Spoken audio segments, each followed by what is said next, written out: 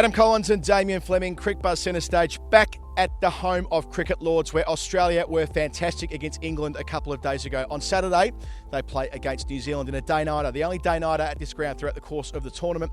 They have a chance to, well, they've already made the semi-finals. They have a chance to shape New Zealand's destiny, perhaps. If New Zealand win, they've also got through. If they don't, they might have to win their final game. Yeah, it's exciting, isn't it? And also with the Australians, just having that confidence of, basically thrashing England here a few days ago is going to be good. But the interesting thing is, for Australia, we're always talking about their 11 because it really is matched up against the opposition. So Behrendorff dominated 5-wicket haul against England, vulnerability against left arm, particularly swingers. But I saw enough about his game that he's better than just a swinger. But yeah, I wonder if there's just one change tomorrow. Lyon bowled really well. Yeah. Do they fancy a Zampa against New Zealand? Well, I wouldn't be surprised at all. You see, the working thesis inside the Australian camp is they'll look at the data before each game and they'll make a decision based on the matchups.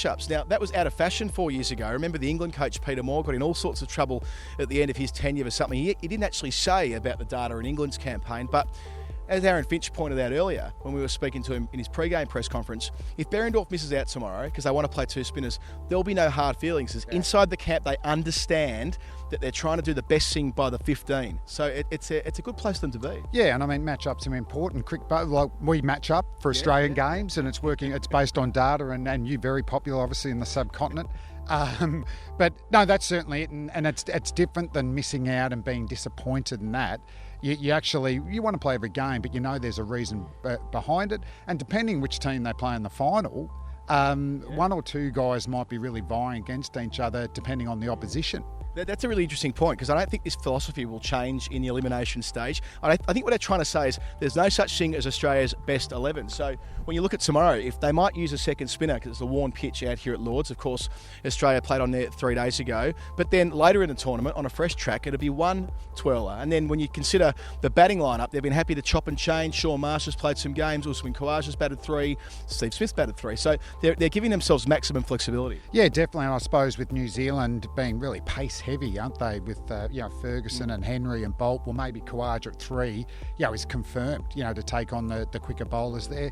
They've only really got Santner, haven't they? Yeah. Williams is bowling some deliveries, but I think that'll be a win for Australia if the captain starts bowling there. So yeah, it'll be mainly a batting 11 expecting pace and a lot of bounces. Ferguson and Henry been fantastic, and less about spin. Yeah, we saw Mitchell Santner bowl beautifully against Pakistan in a losing effort, but no support. Ish Sodhi wasn't selected for that game. If they stick with one spinner and they do invest in the pace of Lockie Ferguson, you've seen a lot of fast bowlers over the years, Flem, in various capacities. He's a pretty exciting one. Yeah, well, it's been that World Cup, hasn't it? The top 10 wicket takers are virtually fast bowlers, and we thought it was going to be spin, particularly wrist spinners who turn the ball both ways, but it's actually been the bouncer.